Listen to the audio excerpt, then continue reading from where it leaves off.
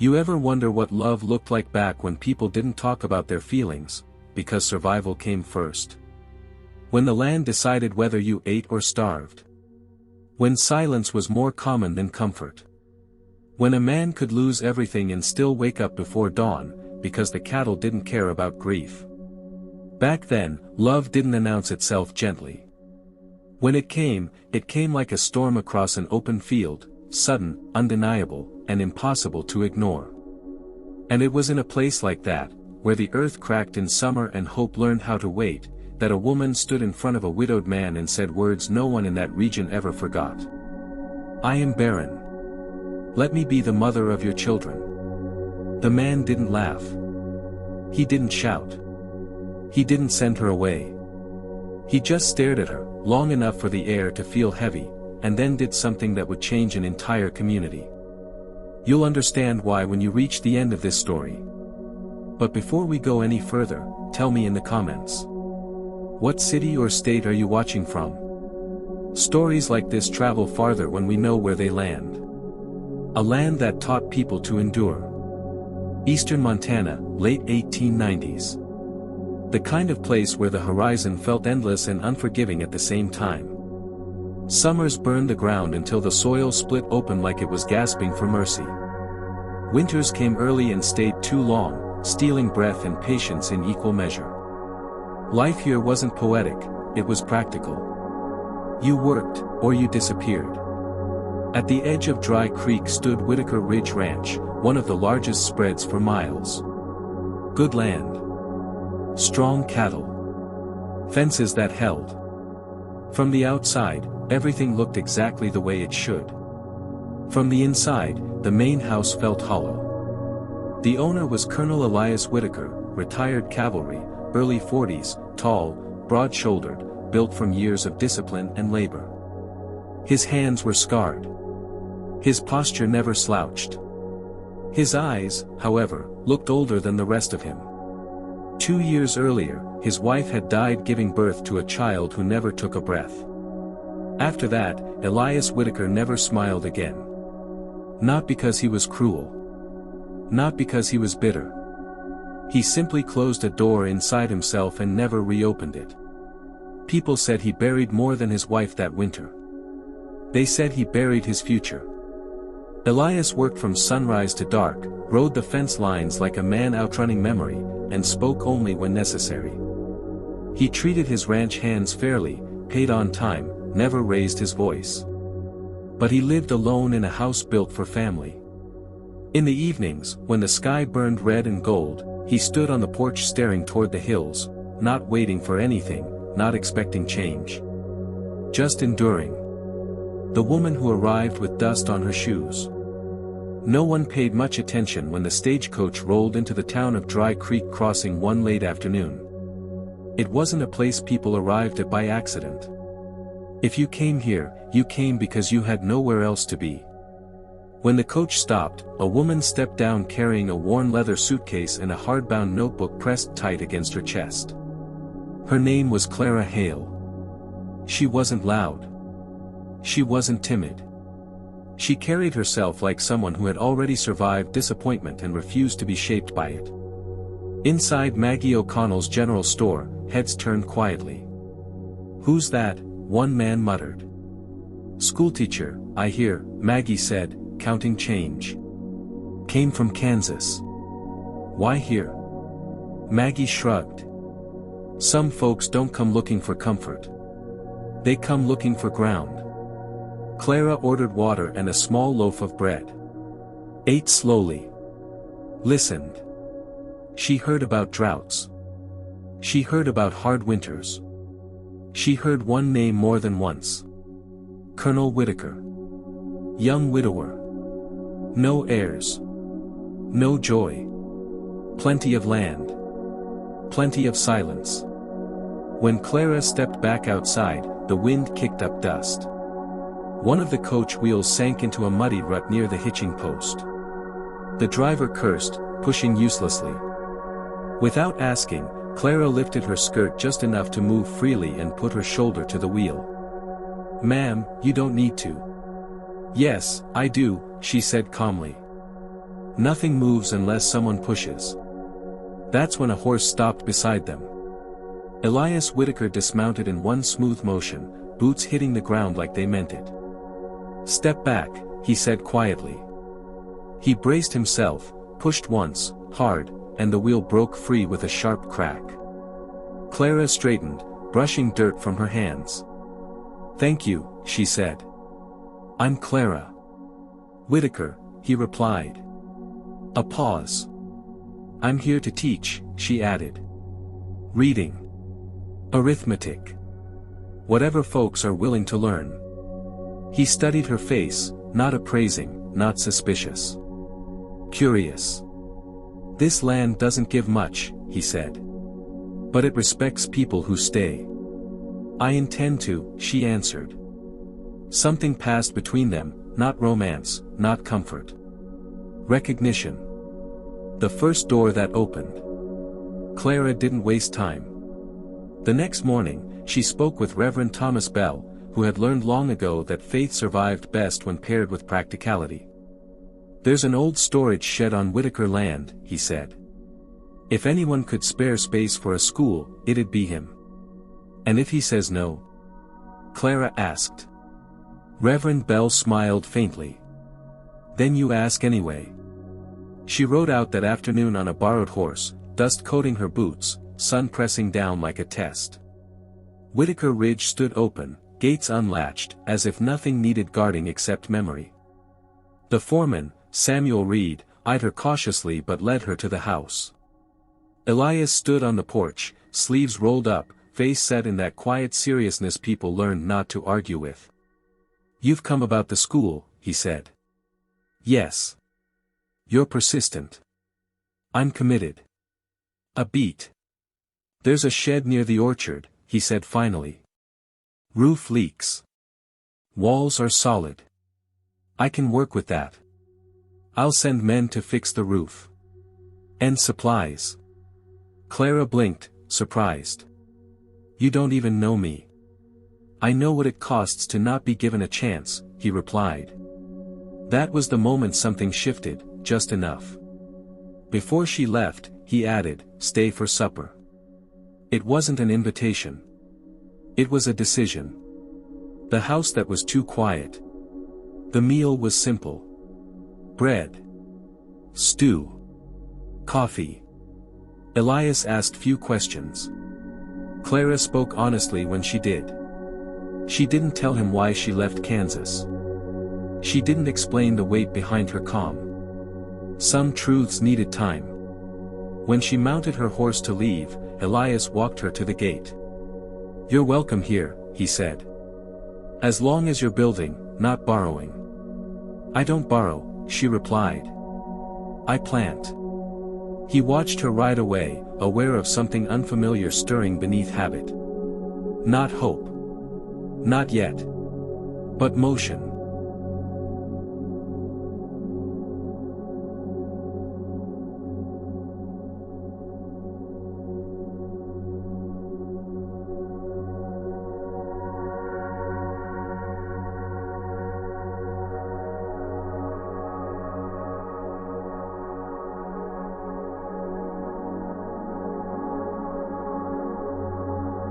The school that began to change the land.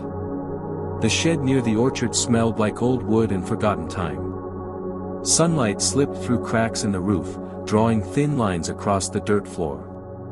Rusted nails lay half-buried. An abandoned plow leaned against the wall, its handle split with age. Most people would have seen decay. Clara Hale saw possibility. She rolled up her sleeves, tied her hair back, and began the quiet work of transformation. Samuel Reed sent 2 ranch hands the next morning, just as Colonel Whitaker promised. They fixed the roof, replaced broken boards, and swept out years of neglect.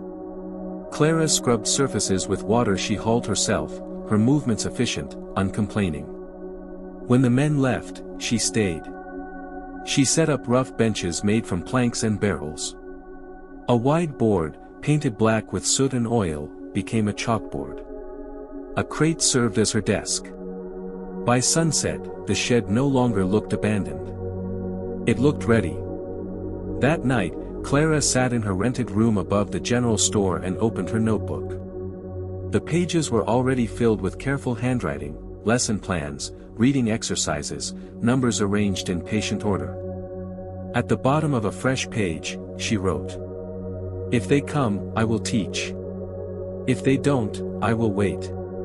The first students. The next evening, 3 people arrived. Not children. Adults. A ranch hand named Jacob Miller, hat in hand, face weathered by years of sun. A woman called Evelyn Price, recently widowed, her eyes sharp but cautious. And a young man barely 18, Thomas Reed, Samuel's nephew, who admitted quietly that he'd never learned to read beyond his own name. Clara greeted them as equals. "No one here is behind," she said calmly. "You're exactly where you are." They sat awkwardly, pencils unfamiliar in their hands. Clara started with letters. Slowly. Patiently. Without shame. When Thomas managed to write his full name, crooked but complete, his breath caught in his chest. "I did it," he whispered, like he wasn't sure he was allowed to be proud. "Yes," Clara said. "You did." By the end of the week, there were 12 students. By the end of the month, more than 30. Men who had signed contracts with an X. Women who counted change by memory alone. Farmers who wanted to read letters sent from sons who'd gone east and never returned. The shed became something else. It became a place where people reclaimed pieces of themselves they'd been told they didn't need. The colonel watches from a distance. Elias Whitaker never announced his presence. He stood near the orchard, arms crossed, watching from the edge of the lamplight. He told himself he was checking on the property. That wasn't a lie. But it wasn't the whole truth either. He watched Clara move among the students with quiet authority. She never raised her voice. Never corrected harshly. She knelt beside benches, guiding hands across paper as if the act of writing mattered, because to her, it did. One evening, Jacob Miller struggled with numbers. "I ain't built for this," Jacob muttered, pushing the slate away. "My head's not right." Clara leaned in, her voice steady. "Your head has worked fields and seasons and storms," she said. "Numbers don't scare that easily." She showed him again. Slower. Jacob tried once more. Succeeded. Elias felt something tighten behind his ribs. He didn't know what to call it. The town takes notice. Not everyone welcomed the change. At Maggie's store, whispers traveled faster than truth. "That school's filling heads with ideas," someone said. "Women teaching men," another scoffed. "That won't end well." A woman named Lydia Crowell, known for her sharp tongue and careful dresses, watched from the doorway one afternoon as Clara passed by. "She's too comfortable," Lydia murmured. "Too sure of herself. Comfort unsettled people who survived by tension." Still, attendance grew. People don't argue with results for long. The man she never spoke about. One evening after class, Clara stayed behind, cleaning slates by lamplight. Elias approached quietly. "You're doing something important," he said. She looked up, surprised but not startled. "People always were important," she replied. "They just needed someone to act like it." He nodded. They stood in silence for a moment, not awkward, not heavy. "Why here?" he asked finally. Clara hesitated. "Because I needed a place where no one knew my history," she said. "And because land like this understands patience." He accepted that answer. He didn't ask more. The first crack in his grief. That night, Elias entered the parlor of the main house, a room he rarely used. The piano sat untouched, keys yellowed with time. His wife had played softly in the evenings, filling the space with something that wasn't work. He sat on the bench. Pressed one key. The sound startled him. He didn't play again. But he didn't leave immediately either. The woman who would not be pitied. As weeks passed, Clara's presence became familiar. She walked the ranch with confidence, spoke to workers without condescension, and ate meals without expectation. Elias noticed something else too. She never spoke of marriage. Never hinted. Never lingered. She existed fully without asking to be chosen. That unsettled him more than any flirtation could have. One afternoon, Lydia Crowell approached her directly. "You've made yourself quite comfortable on Whitaker land," Lydia said, smiling thinly. Clara met her gaze calmly. "I've made myself useful," she replied. "Comfort comes later." Lydia's smile faltered. The evening everything shifted. A storm rolled in without warning. Wind tore across the ridge, rain pounding the schoolhouse roof like accusation. Inside, students huddled as Clara raised her voice just enough to be heard. "Stay seated. We'll wait it out." A loud crack followed, a beam giving way. Before anyone could react, Elias burst in, soaked, decisive. "Everyone out," he ordered. He guided people to safety, moving benches aside, shielding others without hesitation. When the last person exited, Clara remained inside, trying to save books from the spreading leak. Elias grabbed her arm. "Now," he said firmly. They ran together into the rain. Later, under the porch, breathless and drenched, Clara laughed, a soft, surprised sound.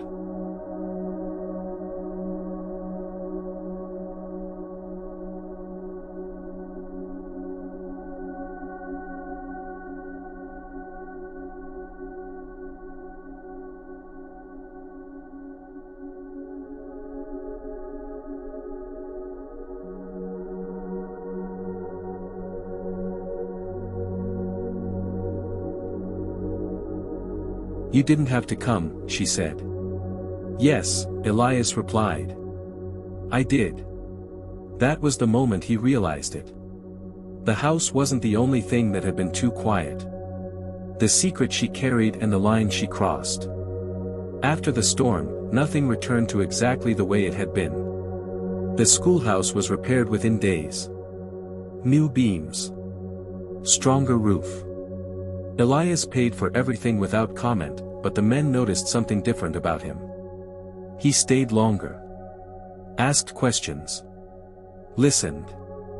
And Clara noticed something too. He no longer stood at the edges. He stood near. The routine that turned into necessity. Mornings at Whitaker Ridge began to follow a new rhythm. Clara rose early, helped in the kitchen when needed, and walked to the schoolhouse with her notebook pressed to her chest. The orchard path had become familiar under her boots. She knew which stones shifted, which branches scraped low. Elias began timing his work so he passed the schoolhouse near dusk. Never intentionally. Never admitted. But he found reasons. One evening, as Clara dismissed the class, Elias stood waiting with a crate of apples balanced on his shoulder. "For the students," he said. She smiled. "They'll be grateful." "I know." That was the truth.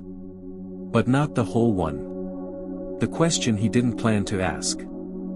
One afternoon, as they walked back toward the house together, Elias spoke before thinking. "You ever think about leaving?" Clara stopped. "Every day," she answered honestly. "And every day I decide not to." He nodded slowly. "Why?" She met his gaze, steady, unguarded. "Because for the first time, I'm not being measured by what I lack." The words landed between them with weight. Elias understood more than she realized.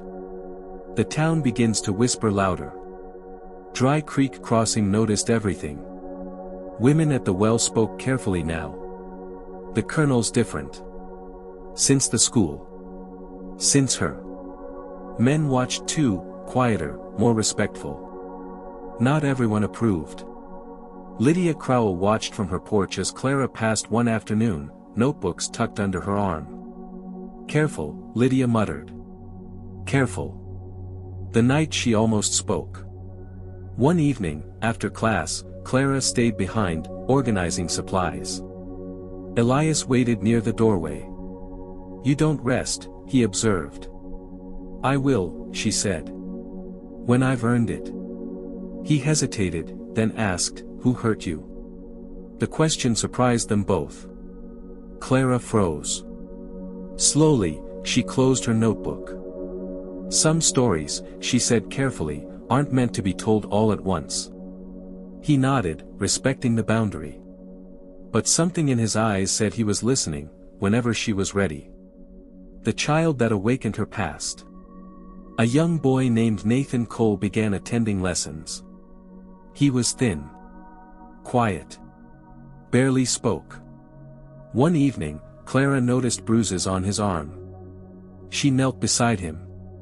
"Does someone hurt you?" she asked gently. He shook his head too quickly. She didn't push. But that night, she cried alone in her room. Because long before Dry Creek, she had sat in a doctor's office while a man spoke words that hollowed her future. "You will not bear children." The sentence had followed her across states. She folded it into herself like a secret too heavy to carry openly. The memory she couldn't escape. Kansas, 3 years earlier. The ring returned without ceremony. The explanation delivered like a verdict. "We need a family line," his mother had said. The man she loved had looked away. Clara swallowed the memory and returned to Dry Creek with her head held high. But the ache never left. The moment everything broke open. It happened at dusk. Elias found Clara sitting on the steps of the schoolhouse, notebook closed, eyes distant. "You look like you're carrying something heavy," he said quietly. She laughed, a short, brittle sound. "Everyone carries something," she replied. "Yes," he said. "But not everyone carries it alone." The words broke something loose. Clara stood. "I need to tell you something," she said. He waited. She drew a breath that felt like stepping off a cliff. "I can't have children." Silence fell. Not the uncomfortable kind. The dangerous kind. She rushed on, fear tightening her voice. "I wasn't born this way. It happened. Doctors said it plain. That's why I left Kansas. That's why I came here. I needed a place where that wasn't my name." Elias didn't speak. Didn't move. Didn't turn away. She braced herself for rejection she had rehearsed 100 times. Then he said, "That's not a failure." Her breath caught. "That's not the measure of a woman," he continued. Tears filled her eyes. But it was the measure they used. He stepped closer, not touching, not crowding. Then they measured wrong. The line she crossed. Clara swallowed hard. "I don't know why I'm telling you," she said. "Except that I can't keep standing near you and pretending this doesn't matter." Elias looked at her, really looked. A woman who had been reduced to absence and still chosen to build life. "I don't know what the future holds," he said slowly. "But I know this." She waited. "I would rather build something real with someone honest than chase an idea that already died." The words were not a promise. They were an opening. Clara nodded. So would I. The night she spoke the unthinkable. Days passed. Tension grew, quiet, restrained, respectful. Until one evening under the orchard trees, when Clara finally said the words she had carried like fire. "I am barren," she said. "But let me be the mother of your children." Elias froze. The wind moved through the branches. She met his gaze without flinching. "I can raise. I can guide. I can love what already exists and what arrives by other means. I'm not asking for pity. I'm asking for a place." The silence stretched. Finally, Elias exhaled. "You're asking me to choose life again," he said. "Yes." He nodded once. "I need time."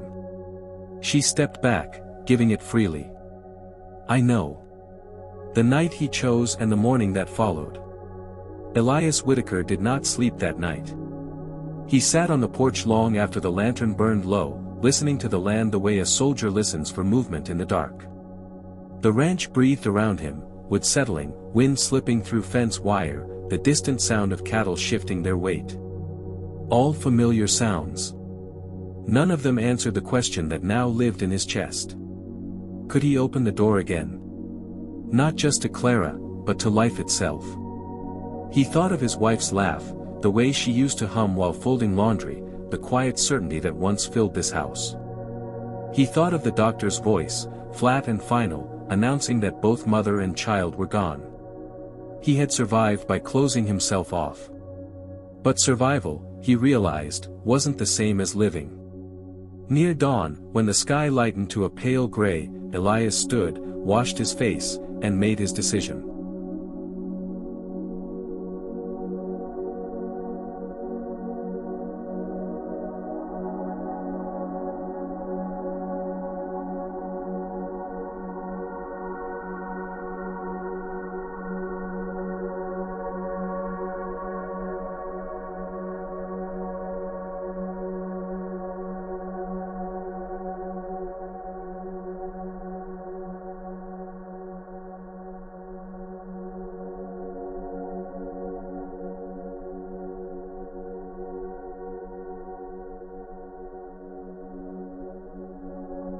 The answer: he did not dress up.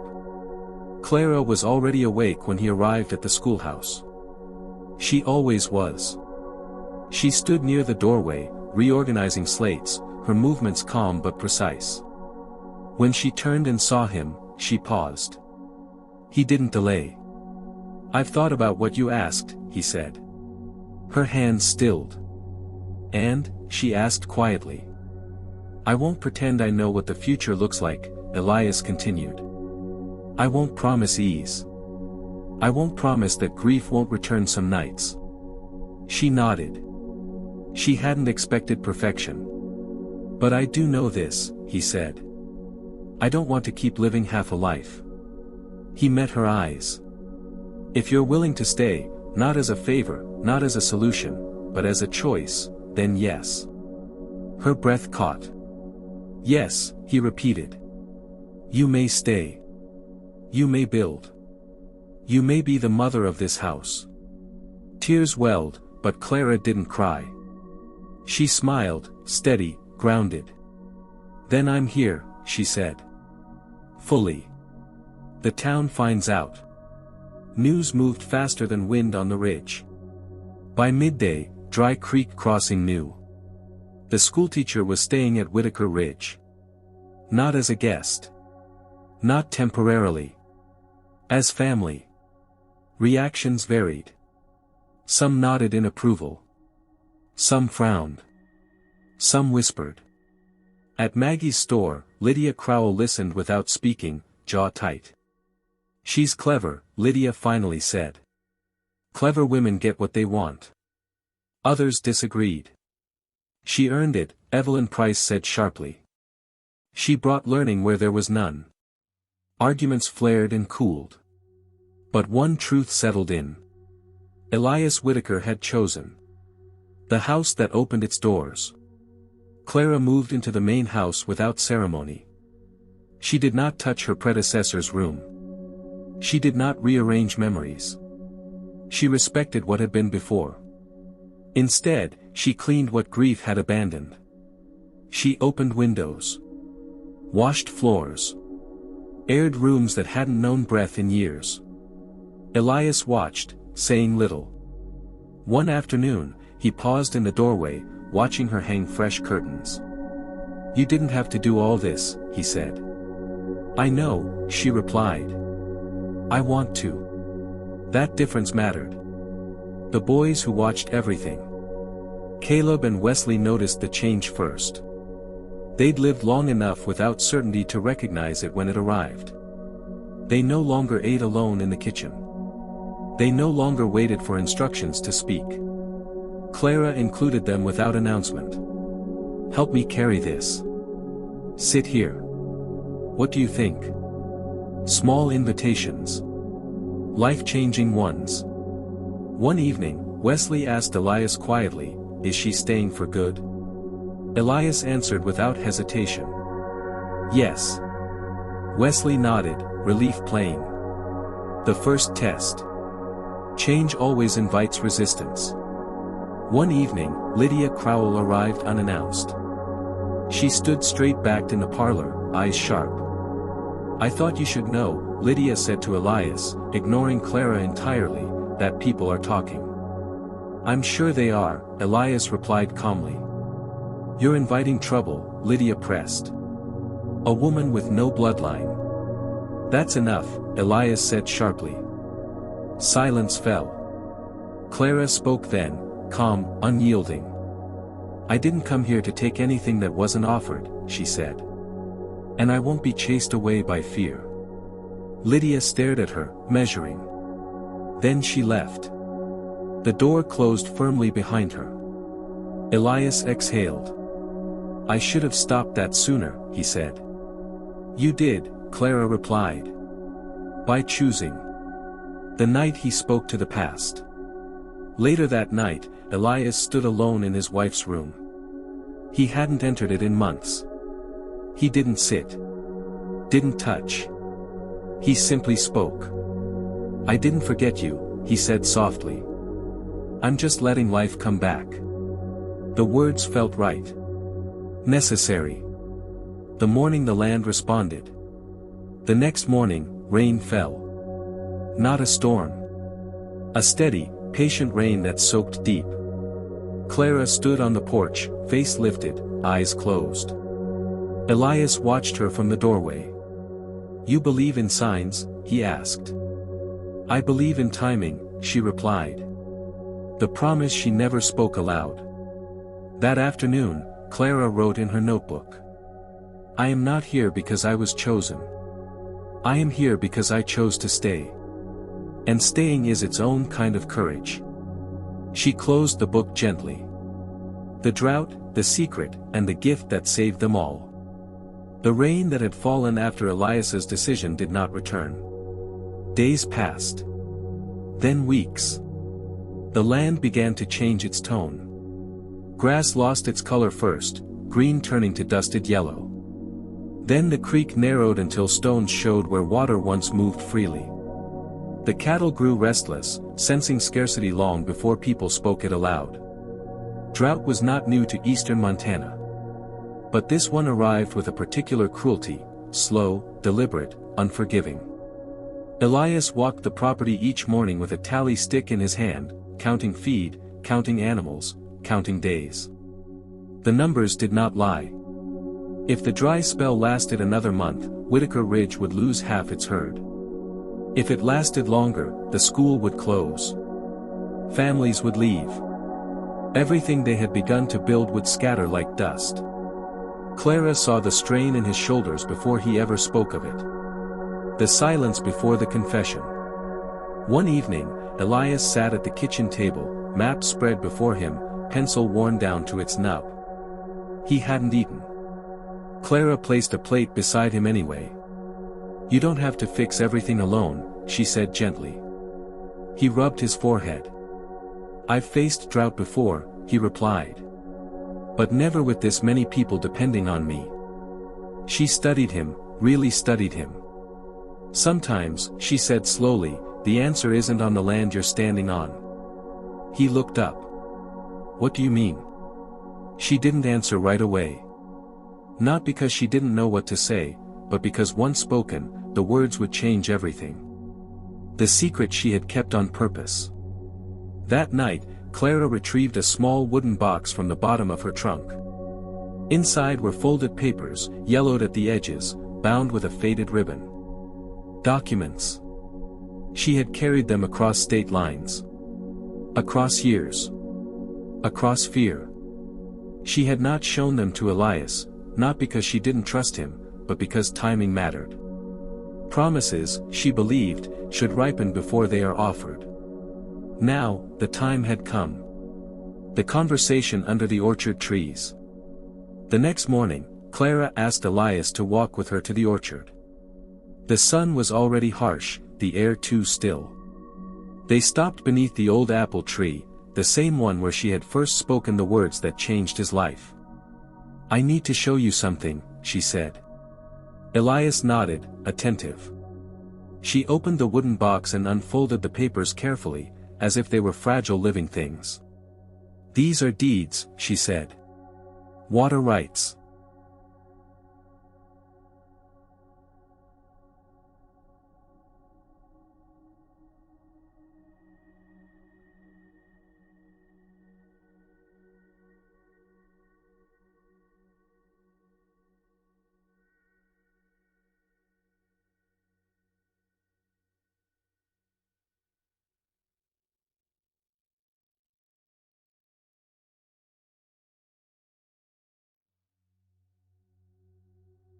He frowned slightly, reading.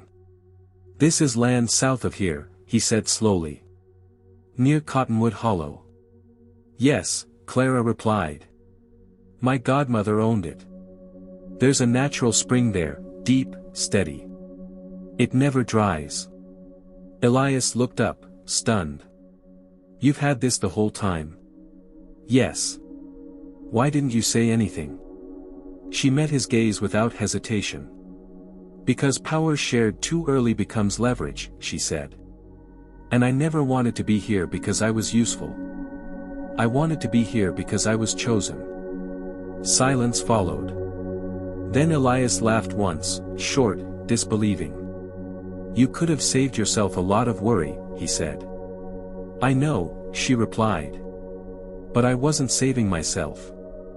I was saving this place, for when it truly needed it." The decision that turned individual hope into community. Elias paced beneath the trees, papers in hand. "This could save the ranch," he said. "The herd. The school." "Yes," Clara agreed. "But only if we do it right." He stopped. "What does that mean?" She took a breath. "I don't want this water to belong to us alone," she said. "I want it protected. Written into record. Dedicated to the school and the surrounding families." Elias stared at her. "You're talking about giving it away." "I'm talking about anchoring the future," she corrected. "If the water becomes property, it becomes vulnerable. If it becomes purpose, it survives us." He was quiet for a long moment. Then he nodded. "You're right," he said. "And I would never have thought of that on my own. The work that brought everyone together." They didn't wait. Elias called the men. Clara spoke with the women. Reverend Bell rode out to bless the work, not with ceremony, but with presence. They dug trenches by hand, guided by the natural slope of the land. They reinforced channels with stone and timber. They worked from dawn until stars took over. No one complained. People do not complain when they know why they're working. On the third day, someone shouted. "I hear it." A thin trickle emerged first, hesitant, unsure.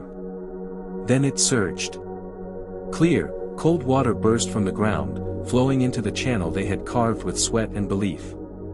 Men dropped tools. Women cried openly.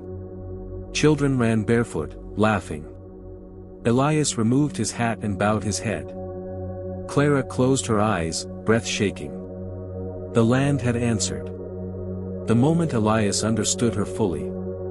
Later that evening, as the water settled into its course, Elias stood beside Clara. "You didn't just save us," he said quietly. "You trusted us."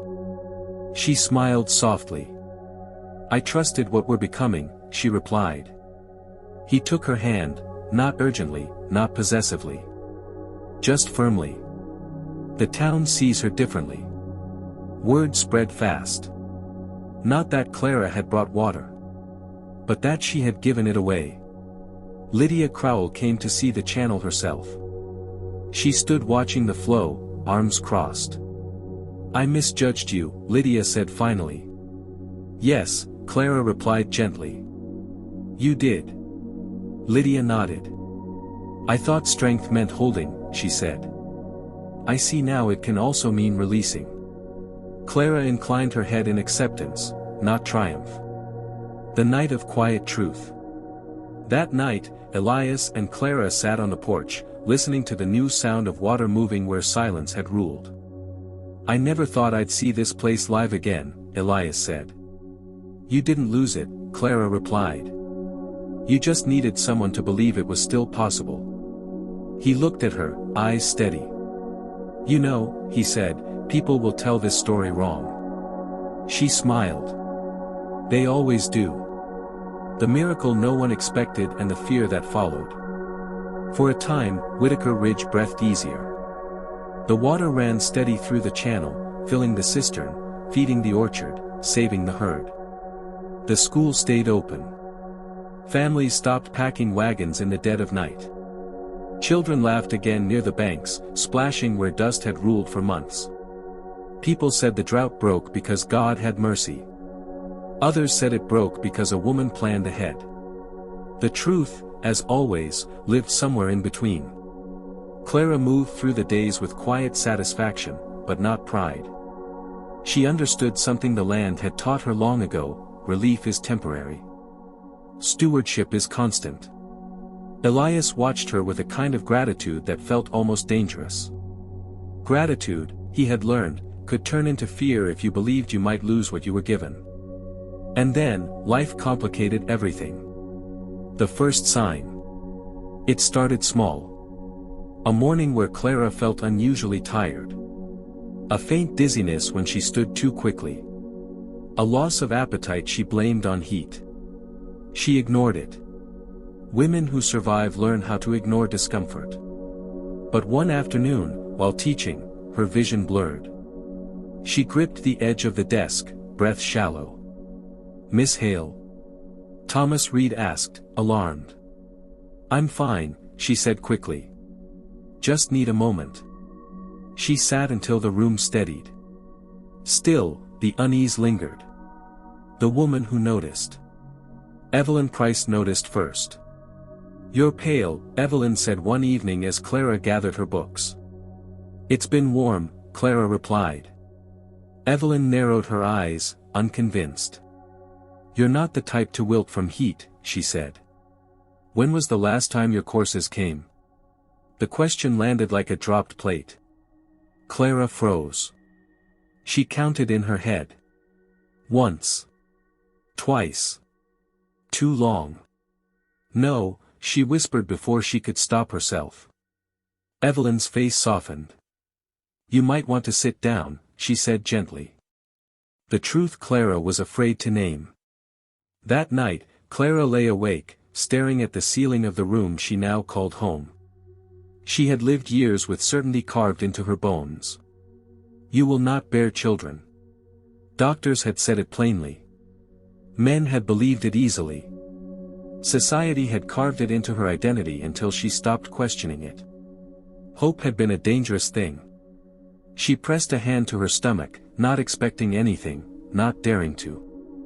Her breath caught. "What if," she whispered into the dark. Fear followed hope like a shadow. Because if this was real, truly real, then it would change everything. And change had never been gentle with her. The person she didn't tell right away. Clara did not tell Elias. Not at first. Not because she didn't trust him, but because she trusted him too much. She knew the look in his eyes when something mattered. She couldn't put uncertainty there without knowing the truth herself. So she waited. Watched. Listened to her body. Each day made denial harder. The woman who spoke plainly. Finally, Clara went to Maggie O'Connell. Maggie had delivered more babies than she could count. Buried more mothers than she liked to remember. She listened without interrupting as Clara spoke. Then she took Clara's hands, warm and steady. "Doctors know a lot," Maggie said. "But they don't know everything."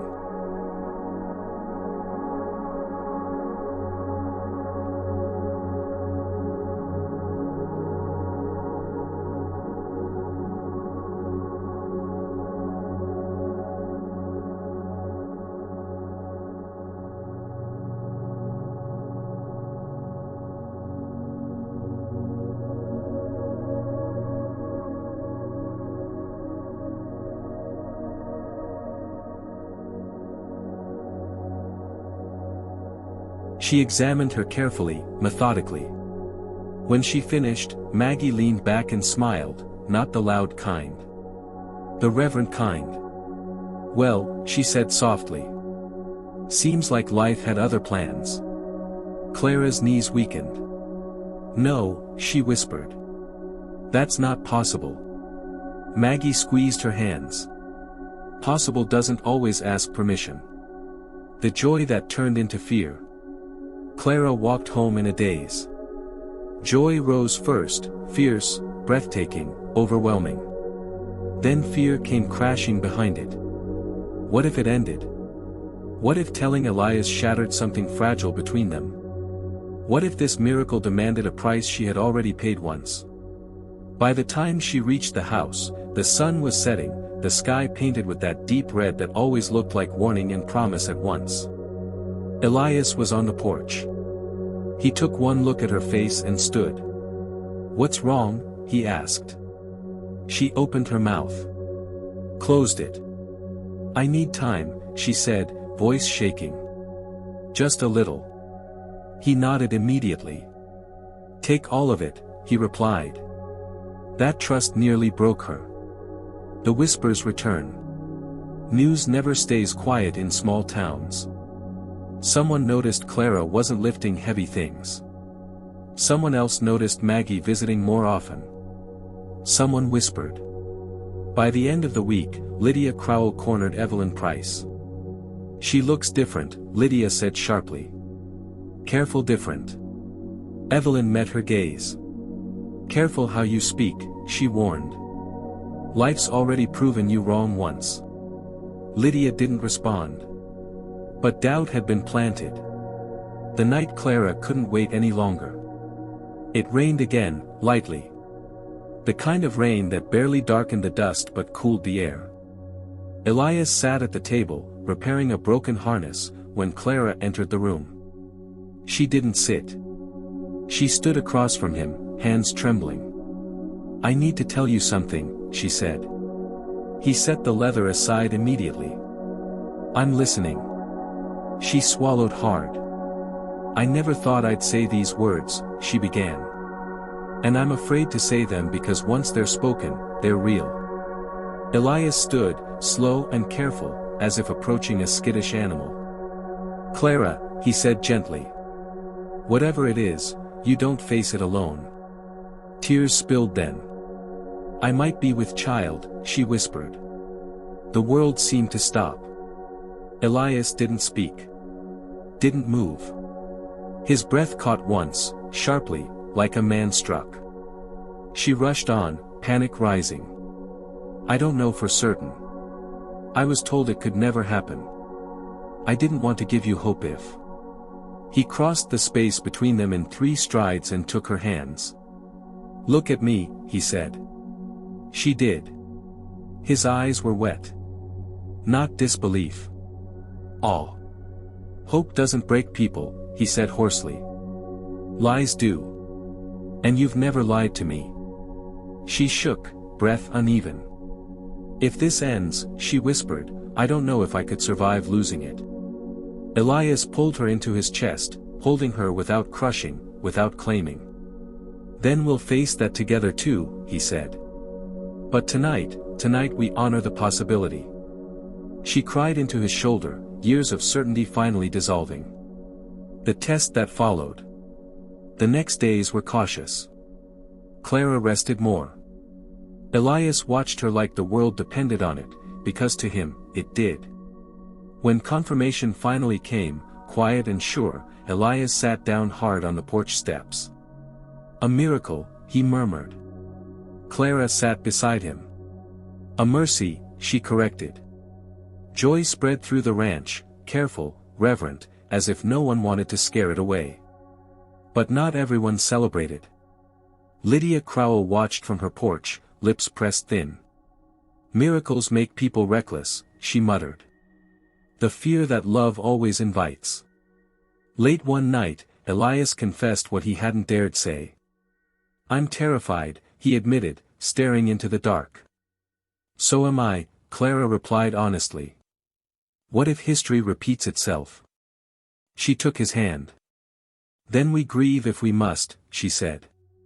But we do not stop living to avoid pain. He nodded slowly. You are braver than I am, he said. She smiled faintly. No, she replied. I just learned earlier that fear doesn't keep you safe. It only keeps you alone. The legacy that remained. The years that followed were not loud years. They were steady ones. That part matters, because in places like Dry Creek Crossing, the world rarely changes with fireworks. It changes with calluses. With repetition. With people doing the right thing so many times that it becomes normal. Whitaker Ridge, once a ranch known mostly for cattle and a widower's silence, slowly became known for something no one had planned. Not wealth. Not power. Not the kind of influence that comes from money. It became known for restoration. A place where grief did not win. A place where water ran when everyone else ran out. A place where the sound of learning outlasted the sound of gossip. And it happened the way real miracles usually do, not in one dramatic moment, but through a chain of choices that refused to let despair be the final word. The irrigation channels Helena had secured never ran dry. Even when the sun came down hard on the plains and neighboring fields faded into brittle straw, water continued to move through the ditches with a quiet, determined purpose. It fed soil that had nearly given up. It kept cattle alive. It saved orchards, gardens, and families who had been one bad season away from disappearing. At first, people came just to see if it was true. They walked up the lane slow and cautious, as if water was something that could be stolen by speaking too loudly. They carried tin cups and canteens. Some brought their children, not for spectacle, but because they wanted their sons and daughters to witness something rare. A man named Frank Hollis from Two Ridges over squatted by the channel and let the water run over his fingers, then lifted his wet hand to his forehead like a blessing. It's cold, he said, as if that proved something holy. It's steady, someone answered. That's what matters. Elias Whitaker, Colonel Whitaker to those who still spoke his title with respect, never took credit. He did not stand on the porch and boast. If anything, he looked uncomfortable with praise, like a man wearing a coat that wasn't his. When people thanked him, he simply nodded and said, "We did the work." And when people tried to credit Helena, she did the same. It wasn't magic, she'd say. It was preparation. But the truth was larger than both of them. It wasn't only the channel.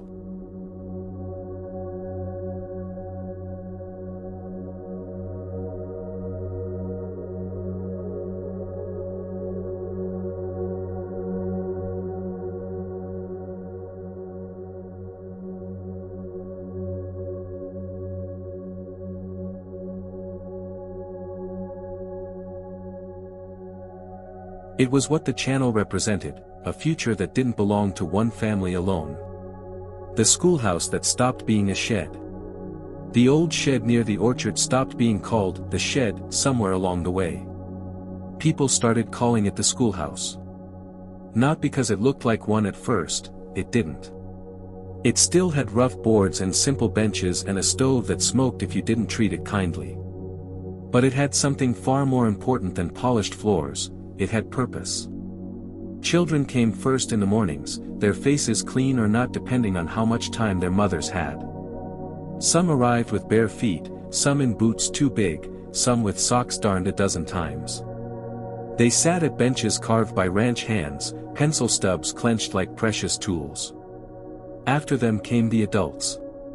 Men who had worked their whole lives without ever seeing their names written in ink. Women who could measure flour by feel but couldn't read a label. Young people who had learned to ride before they learned letters, because survival had demanded it. Helena taught all of them the same way, without shame. She didn't talk down. She didn't soften truth. She didn't let anyone call themselves stupid. You're not behind, she told them. You're arriving.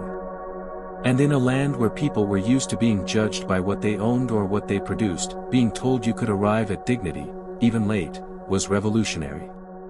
One night, Jacob Miller, the ranch hand who had once shoved his slate away in frustration, stayed after class. He stood by the door shifting his weight like a boy. "Miss Hale," he said, voice rough. Helena looked up. "Yes, Jacob." He held out a folded paper. "I wrote a letter," he said. "To my sister. She moved to Missouri 10 years ago. I never wrote her because, well, I couldn't." Helena took the letter gently, careful as if it might crumble. "You want me to send it?" she asked. Jacob nodded hard, eyes shining. Helena smiled. "You didn't just write a letter," she said softly. "You opened a door."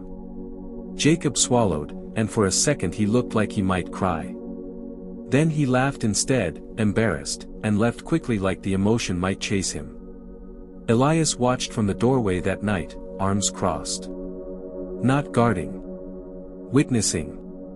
Later, when Helena blew out the lanterns, he said quietly, "You're giving people back their names." Helena met his eyes. "They always had names," she replied. "They just didn't know they were allowed to see them." The house that learned to breathe.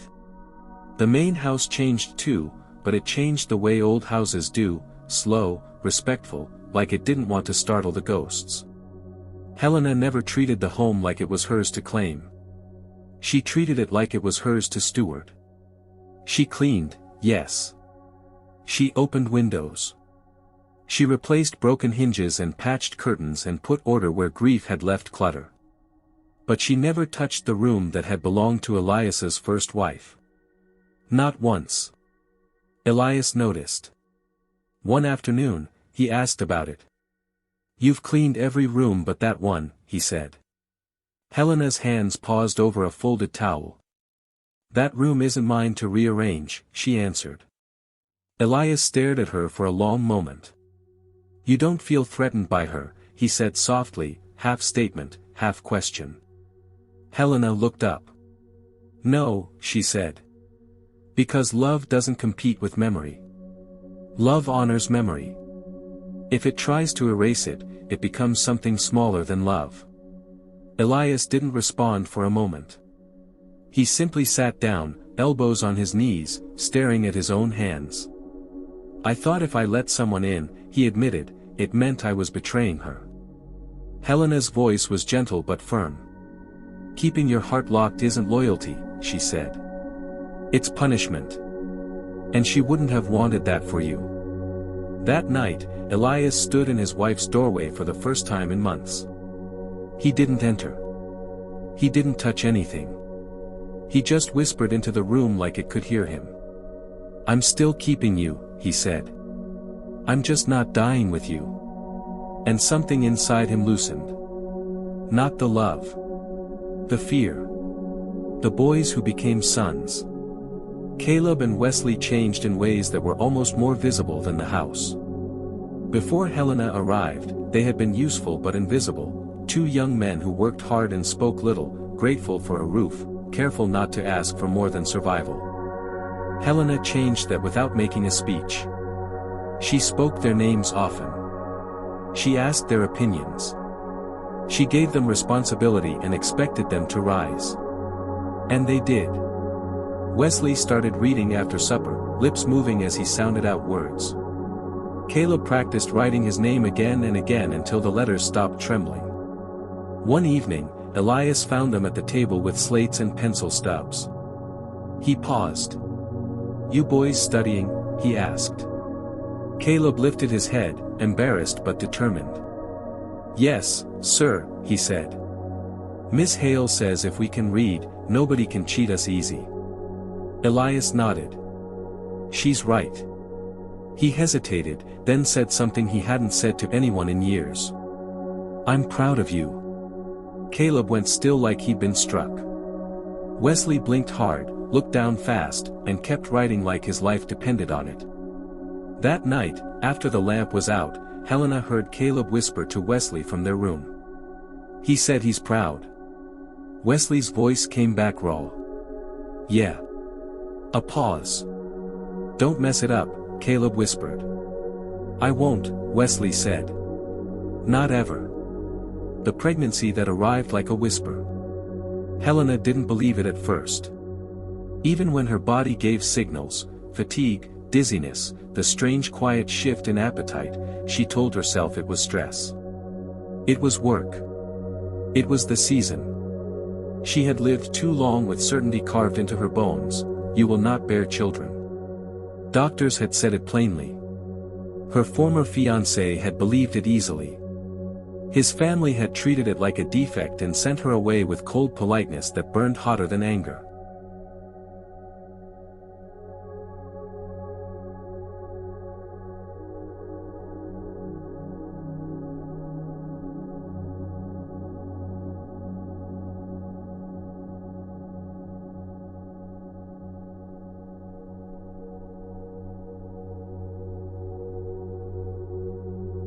Helena had survived by burying the idea of motherhood so deep that she stopped touching it. So when Evelyn Price asked her, gently but directly, when was your last course? Helena felt her throat close. She counted days in her head. And her hands started to shake. Still, she didn't tell Elias immediately. Not because she didn't trust him. Because she did. She knew what hope looked like in his eyes. She had seen it awaken. She couldn't put uncertainty inside that look without knowing the truth. So she went to Maggie O'Connell. Maggie examined her with the blunt tenderness of women who had seen life arrive and leave more times than they wanted. Doctors know a lot, Maggie said, but they don't know everything. When Maggie's face softened, Helena's knees nearly gave out. No, Helena whispered. That isn't possible. Maggie squeezed her hands. Possible doesn't always ask permission, she replied. Joy came first, sharp, bright, terrifying. Fear came right behind it. Because if this was real, it could also be lost. And Helena had lost enough. The night she told him. The night she told Elias, the house felt too quiet, like it was holding its breath. Helena stood in the kitchen doorway while Elias repaired a harness at the table. He looked up and instantly knew something was different. What's wrong? He asked. Helena swallowed, eyes shining. I never thought I'd say these words, she began, and I'm afraid to say them because once they're spoken, they're real. Elias set the leather aside and stood slowly, careful not to rush her. I'm listening, he said. Helena's voice shook. I might be with child. Elias didn't speak for a full heartbeat. Then his breath caught, sharp, disbelieving, and his eyes filled. Helena panicked. I don't know for certain. I was told it could never happen. I didn't want to. Elias crossed the space between them and took her hands. Look at me, he said. She did. His voice broke on the edge of something he hadn't allowed himself to feel in years. Hope doesn't break people, he said. Lies do. And you've never lied to me. Helena's breath came out in a sob. If this ends, she whispered, I don't know if I could survive losing it. Elias pulled her against his chest, holding her like the world was fragile. Then we face that together, he said. But tonight we honor the possibility. And for the first time in her life, Helena believed that if pain came, she wouldn't be abandoned inside it. The town's gossip and the town's humbling. Small towns don't just watch, they interpret. People noticed Helena lifting less, resting more. They noticed Maggie coming by. They noticed Elias walking slower beside Helena as if pace itself was a form of protection. Some celebrated. Some doubted.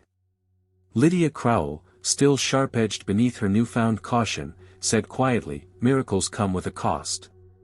Evelyn Price heard her and snapped, so does cruelty. But when the birth came early, none of it mattered. The birth that shook the ridge. Labor began just after midnight. The wind pressed against the windows like restless hands. Elias was awake before Helena even spoke. He had been sleeping lightly for weeks, listening for the smallest change in her breathing. It's time, Helena whispered, pain tightening her face. Elias moved fast. Maggie was called. Hot water boiled. Blankets prepared. Reverend Bell was sent for, not to perform theater, but to stand as witness. Helena labored with a strength that came from more than body. It came from survival. From years of being told she wouldn't have this. From refusing to believe her life was over just because someone else said so. Elias stayed where Maggie allowed him, holding Helena's hand, whispering only what mattered. "I'm here.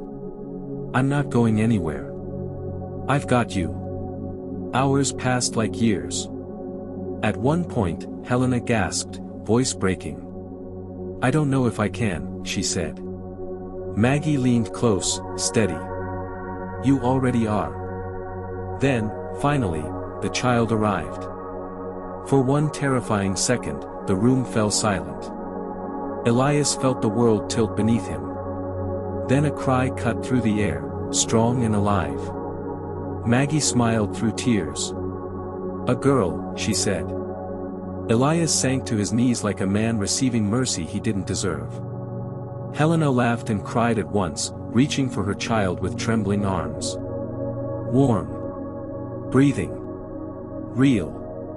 The house that had known only loss now held life. Elias held his daughter like something sacred and whispered, "I didn't know joy could still find me." Helena, exhausted and radiant, said softly, "It didn't find you. You made room for it." The marriage that came from choice, not miracle. People assumed the baby was what pushed Elias into marriage. They were wrong. The baby was a blessing, yes, but the choice had been made long before. The choice had been made the night Helena stood in the orchard and said, "I am barren. Let me be the mother of your children." The baby didn't create love. It revealed it. A week after the birth, Elias stood on the porch with Helena wrapped in a shawl, their daughter asleep in her arms. He cleared his throat like a man preparing for battle. "I don't know how to make speeches," he said, voice rough. "But I do know what's true." Helena looked up. Elias took her free hand. "I chose you before I knew there'd be a child," he said. "I chose you when you offered presence and courage. And I'm choosing you again now." He swallowed. "Helena, marry me." Helena's eyes filled. "I will," she whispered. "Not because of a miracle that happened in my body, but because of the miracle that happened in our life." They married beneath the orchard trees in a ceremony so simple it felt like truth itself. Reverend Bell spoke a few quiet words. People answered amen like it mattered. Maggie cried openly. Evelyn smiled with pride. Even Lydia Crowell stood at the edge, silent, humbled. Caleb and Wesley signed as witnesses, names written clearly, confidently. They held that paper like proof of belonging.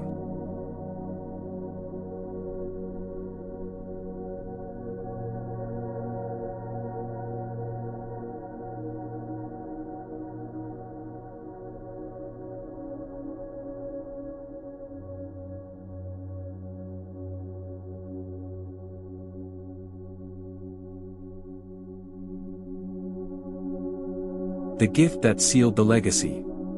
Helena had one more decision to make. She could have kept the water rights as private protection for her family. No one would have blamed her. No one would have questioned it. But Helena had never been the kind of woman who built a future just for herself. She believed in roots, not fences. Weeks after the wedding, Helena and Elias rode into town with the documents. At the clerk's office, the man behind the desk blinked at the papers, startled. "You're transferring water rights to the school?" he asked. "Yes," Helena said. "For public use?" he pressed. "Yes." Elias stood beside her, jaw set, voice steady. "This water isn't a bargaining chip," he said. "It's a lifeline. Put it in record so nobody can sell it off when times get hard." The clerk hesitated, then nodded slowly, as if he finally understood the weight of what they were doing. The stamp hit the paper with a dull thud. Law became legacy. When they returned, the community gathered at the schoolhouse. The framed document was mounted on the wall, protected like scripture. People stared at it in silence. Then someone, a woman who had once whispered doubts, covered her mouth and began to cry. "She gave our children water," she said. "And education. What kind of person does that?" Helena answered simply. "A person who knows what it's like to be denied a future." That was when Lydia Crowell walked forward, holding a small sapling wrapped in cloth. "I brought this," Lydia said, voice quiet. "A cottonwood sapling. Strong roots. Good shade." Helena accepted it, surprised. Lydia swallowed, eyes shining. "I spoke wrong of you," she said. "I spoke from fear." Helena nodded. "Fear makes people loud," she replied. "I understand fear." Lydia's voice broke. "What you did today, it made me ashamed." Helena's face softened. "Then let it also make you new," she said. They planted the cottonwood near the water's edge, where it would grow into shade for generations. The name that stayed. That evening, under lantern light, Helena called Caleb and Wesley forward. Elias looked confused until he saw papers in Helena's hands. Caleb's throat tightened. Wesley's hands shook. Helena's voice was steady. "You've lived here like you were temporary," she said. "Like you had to earn the right to exist in this house." She looked at Elias, who nodded once, jaw tight with emotion. "You don't," Helena continued. "Your family. If you want it, you can take our name, not as workers, not as guests, as sons." Caleb tried to speak, failed. Wesley's eyes overflowed. Finally Caleb swallowed hard and said, "Yes." Wesley whispered, "Yes, ma'am, yes, Mom." Helena's breath caught at the word. Elias stepped forward and placed a hand on Caleb's shoulder, firm, protective. "You don't owe us perfection," he said. "You owe us honesty. That's all." They signed the papers right there, with witnesses and ink in trembling hands. And when the last signature dried, Elias said quietly to them, "A name isn't just letters. It's a roof." The ranch that had once been silent now held something steady and loud in the best way. Belonging. The final truth. Years later, strangers passing through would still ask, "How did this place survive?" Some would argue about luck. About faith. About strategy. But the people who actually lived there knew the answer. They knew it wasn't just the water. It wasn't just the school. It wasn't just a baby. It was a choice. A man who had been lonely decided not to remain a monument to grief. A woman who had been rejected decided not to let the world name her broken. Together, they built a future that didn't depend on perfect bodies or perfect histories. It depended on presence. On care. On the courage to keep a door open. Helena would sometimes stand by the channel and watch water move through the ditch like a quiet hymn. And she would remember the girl she had been, the woman who was returned like a faulty thing, the woman told she was less. Then she'd look at the schoolhouse, hear the sound of reading and laughter, and whisper so softly only the land could hear. They were wrong. Elias, older now, would sit on the porch with their daughter leaning against his shoulder, Caleb and Wesley working in the distance, and he would think back to the day Helena stood under the orchard tree and said the words that dared him back to life. "I am Barren. Let me be the mother of your children." He would smile, not a large smile, not a showy one. A real one. Because he finally understood what she meant. Motherhood had never been only blood. It was shelter. It was guidance. It was legacy. And she had been a mother long before any child was born. That was the story people carried forward. Not the gossip. Not the doubt. But the truth, that love does not arrive to fix us. It arrives to teach us we were never worthless, only waiting for the right door to open. And on Whitaker Ridge, the door opened. If this story touched your heart, leave a like. It helps stories of the season keep telling stories that matter. Subscribe to the channel so you don't miss the next story already in production. And tell me in the comments. Do you believe love is proven by promises, or by presents? I read every single comment. Now click the next story. I'll see you there.